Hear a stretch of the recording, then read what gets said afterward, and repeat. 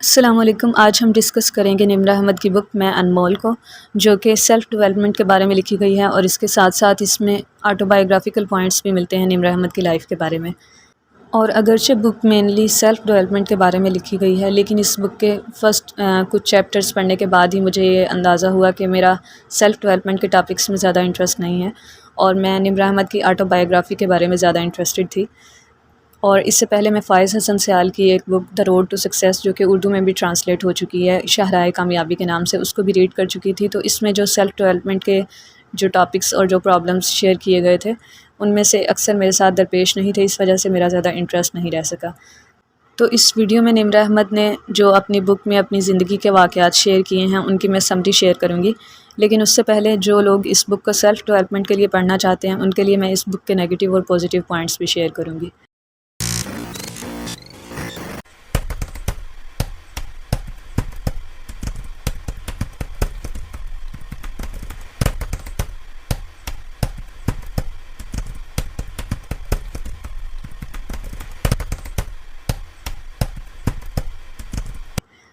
تو اس بک میں 33 چیپٹر ہیں، اور نمرہ احمد یہ سجیسٹ کرتی ہیں کہ ریڈر ہر چیپٹر کو ایک دن پڑھے اور پھر اس کو خود پر اپلائی بھی کرے۔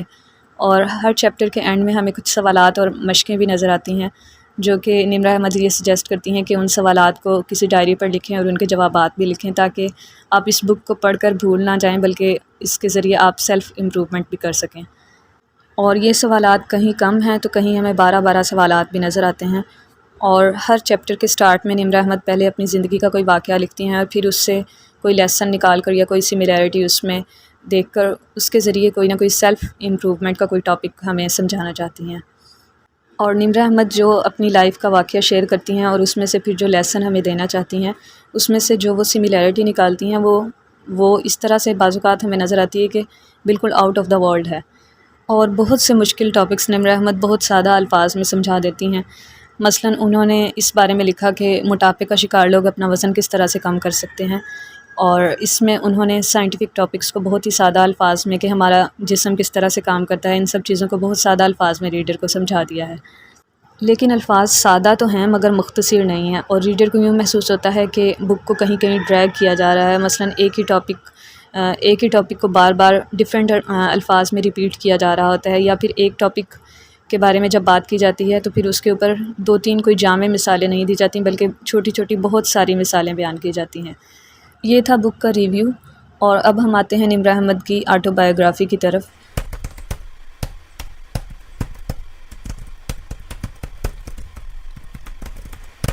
3, 2, 1.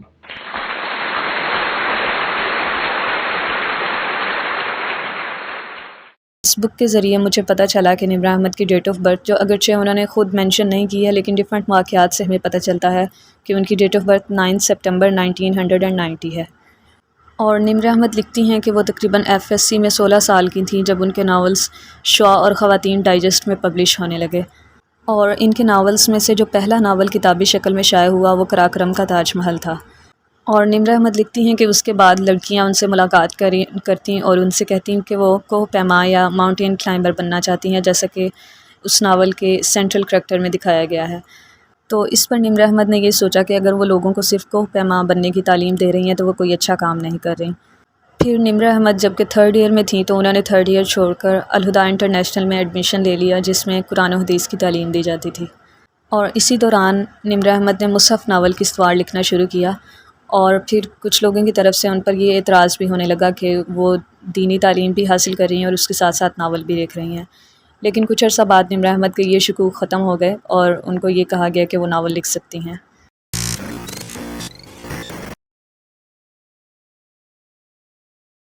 اور یہ 2011 کی بات ہے جب نمرہ احمد کی الہدا میں ہی ایک لڑکی سے ملاقات ہوئی، جو کہ پاکستان کی طرف سے ترکی کی سبانجی یونیورسٹی میں اس کو ایکسچینج پروگرام کے تحت بھیجا گیا تھا، اور اس کے ساتھ 6 اور لڑکیاں بھی تھیں۔ تو ان سے ان کے واقعات نمرہ احمد نے سنے اور ان کو بہت زیادہ انٹرسٹنگ لگے، تو انہوں نے ان سے ہیلپ لی اور جنت کے پتے ناول لکھا۔ اور اگرچہ ایک بار خود بھی نمرہ احمد ترکی کو وزٹ کرنے کے لیے جا چکی تھیں، لیکن جو مین ناول کا آئیڈیا ہے وہ انہی لڑکیوں سے نمرہ احمد نے لیا۔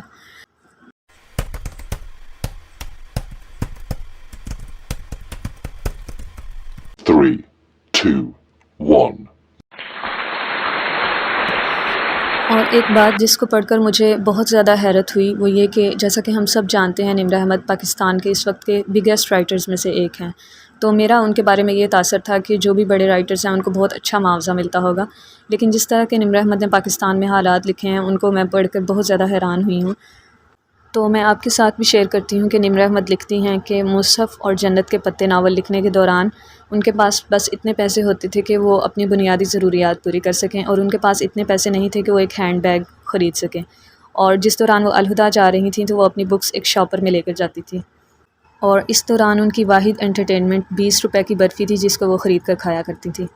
اور نمرہ احمد لکھتی ہیں کہ باہر کے ممالک میں اس طرح ہوتا ہے کہ جو بھی رائٹر کی بک پبلش ہوتی ہے اس میں سے جتنی بھی اس کی کاپیز فروخت ہوتی ہیں ہر کاپی میں سے رائٹر کو اس کا شیئر ملتا ہے، لیکن ہمارے ہاں پاکستان میں اس طرح سے نہیں ہوتا، بلکہ پبلشرز رائٹرز سے ان کی بک 10 سال کے لیے خرید لیتے ہیں اور ایک ہی بار ان کو کچھ پیسے دے دیتے ہیں، اور اس کے بعد چاہے وہ بک جتنی مرضی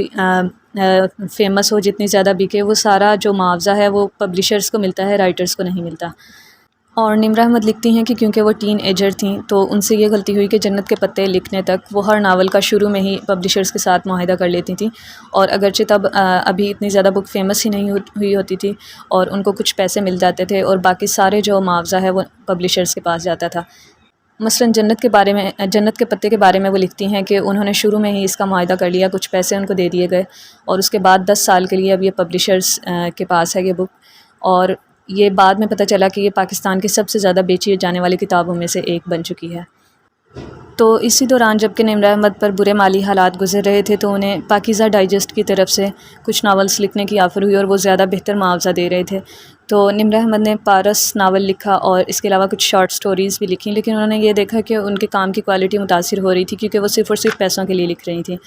تو اس کے بعد سے انہوں نے یہ فیصلہ کیا کہ وہ کبھی بھی پیسوں کے لیے نہیں لکھیں گی، کیونکہ اس سے ان کے کام کی کوالٹی متاثر ہوتی تھی اور وہ دل سے نہیں لکھ پاتی تھیں۔ اور اسی وجہ سے اگرچہ ان کو ڈراماز لکھنے کی بھی آفرز ہوئیں، لیکن انہوں نے پاکستانی ڈراماز میں میوزک اور شدید بے پردگی کی وجہ سے ڈراماز لکھنے سے انکار کر دیا، کیونکہ اگرچہ وہ انہیں پیسے تو دے دیتے لیکن اللہ کی کتاب سے دور کر دیتے۔